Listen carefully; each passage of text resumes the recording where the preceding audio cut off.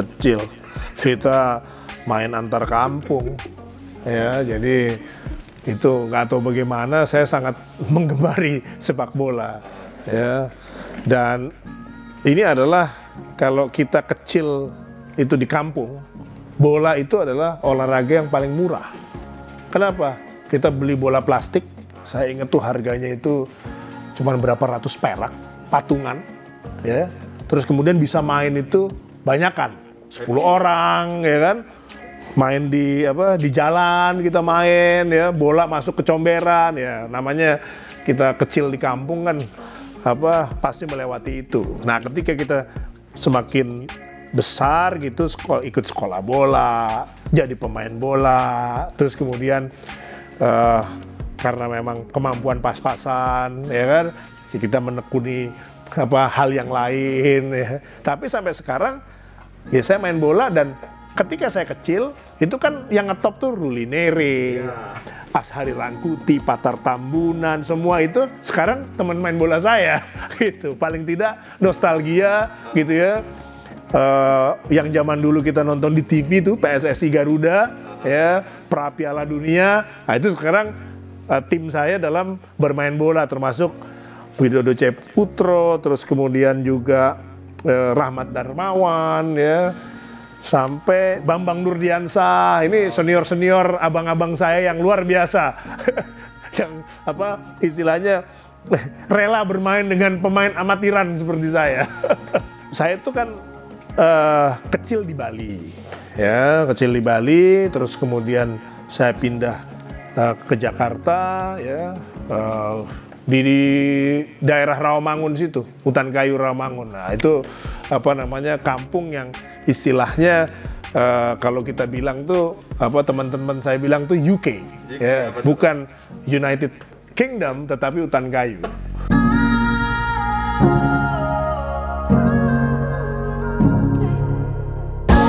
Ya, sebenarnya kita punya pemain-pemain yang bagus-bagus, ya. Saya lihat wah, skill sih oke lah. Mungkin tadi malam tuh lebih kepada mental, ya, menurut saya. Ya. Kelihatan permainan tidak berkembang di menit-menit awal, ya, terus kaget tuh kena gol di depan itu, gitu, ya. Waduh, itu saya langsung feeling gitu. Di Indonesia itu sepak bola itu skill tuh bagus, ya. Catatannya di fisik sama di mental. Gitu. Kenapa saya bilang begitu? Ya, saya bergaulnya sama senior-senior abang-abang itu, ya. Bicara sama Bang Ashari, Bang Aji Ridwan Mas, itu cerita itu kurang lebih semacam itu, gitu. Kalau skill kita oke lah, cuman masalah nanti fisik kemudian mental, ya. Kalau PR mendasar mengenai sepak bola Indonesia adalah kompetisi. Kalau di luar negeri itu kompetisinya gila. Anak saya itu sekolah bola sampai di Inggris, gitu, ya. Itu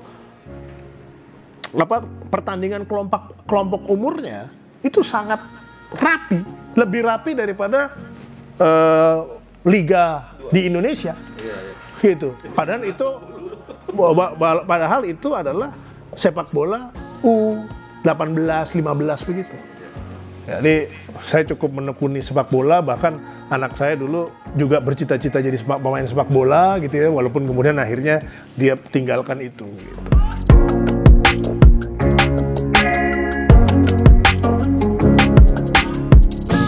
Saya ya kalau pengalaman unik ya baru terakhir ini, karena saya bisa main sama ex pemain nasional gitu, dan sangat menyenangkan. Buat saya itu adalah kebahagiaan yang nggak bisa dibeli lah, gitu. Dan kita menjadi satu ini klubnya namanya Union, ya. Jadi ya hal yang menggembirakan lah kalau buat saya, dan relatif dibandingkan main golf ini murah, ya kan. Kalau bos-bos biasa main golf, kita main bola aja. Walaupun mainnya di Stadion Utama Senayan, tapi kan kalau dibagi 40 orang kan murah, ya kan. Walaupun banyak orang bilang, kok lo masih nekat sih main bola. Ya, kita main bola dari kecil, dari main di gang, ya kan. Gitu. Dan kita selalu dijaga sebelum main itu, karena kita kan usianya semua di atas 40. itu kita tes dulu tensi, saturasi oksigen, ya, terus kemudian juga suhu, ya, karena apalagi COVID, ya.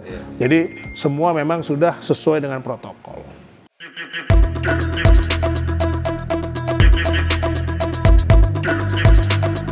Nah, kalau sepeda ini karena saya sukanya itu kalorinya itu banyak dan waktunya cepet, gitu. Ada kegembiraan, ya, karena kita bisa kumpul, gitu ya. Dan setiap hari itu kecuali Senin Kamis itu 40 kilo, gitu. Memakan waktu cuma 1 jam, ya. Start 5.15. 6.15 selesai, atau kalau telat 5.30, 6.30 selesai, ya, sehingga tidak mengganggu aktivitas, ya. Dan setiap Sabtu saya punya grup sepeda yang luar biasa, ya. Jadi itu ada grup-grupnya, ya.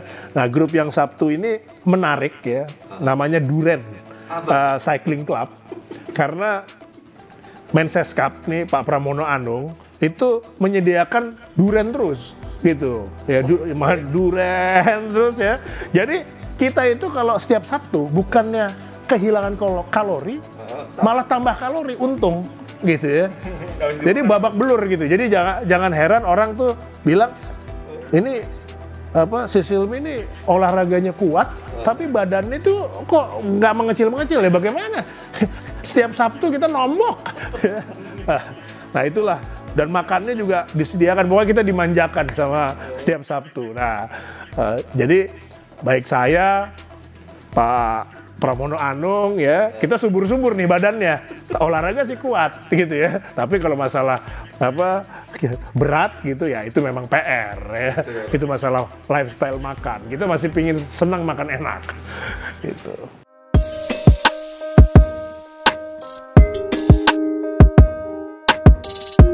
Saya udah turun 10 kilo, ya, tetapi memang mestinya bisa lebih banyak. Tapi nggak apa-apa lah, pelan-pelan aja. Kita menghindari obat untuk ngurusin badan, atau diet ketat yang bikin kita nggak bisa mikir, gitu ya. Jadi kita olahraga teratur, makannya juga tidak kurang.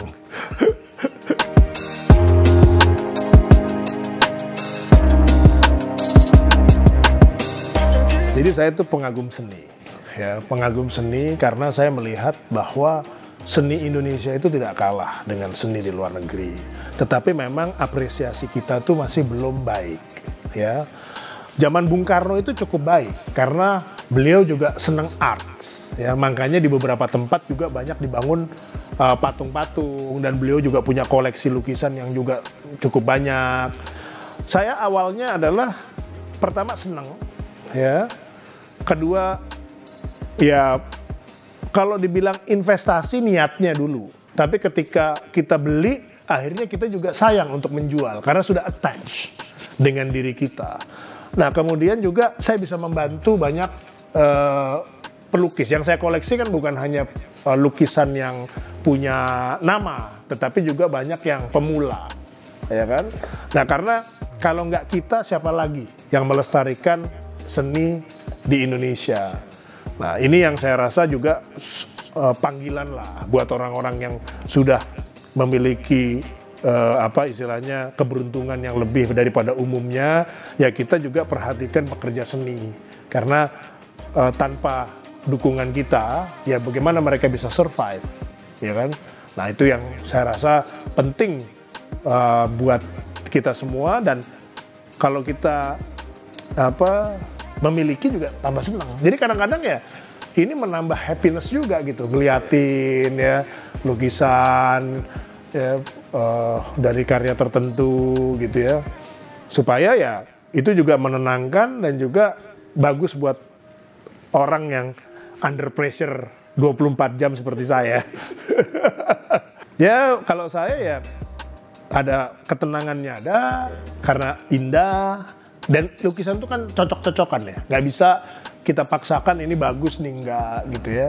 Terus kadang-kadang juga ada kebanggaannya juga, karena misalnya saya ada koleksi tertentu gitu kan, yang orang belum tentu punya. Nah, itu juga ada faktor-faktor itunya juga ada. Tapi kalau saya dimulai dengan suka, ya suka dengan lukisannya.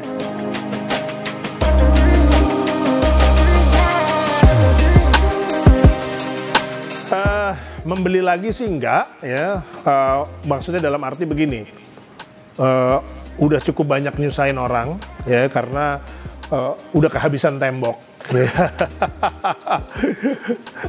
Jadi mungkin ya dikuranginnya ya dengan cara ya kita taruh misalnya di kantor ya kan, paling nggak ada tembok kosong kita isi ya, dan orang lain bisa menikmati. Kalau disimpan juga lukisan bisa rusak. Jadi memang sebaiknya memang dipajang.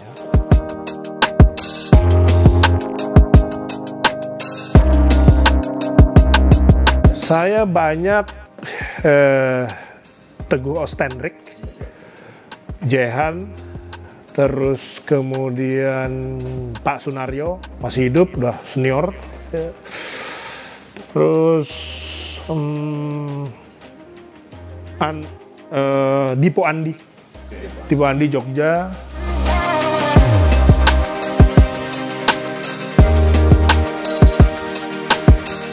Wow, saya suka, ada yang favorit itu ya, itu Sri Hadi. Ya, Pak Sri Hadi, Pak Naryo, ya. Tapi semua oke, semua oke. Patungnya apa kayak Pak Teguh Oostendrijk juga. Ini kan pelukis lulusan Jerman ya,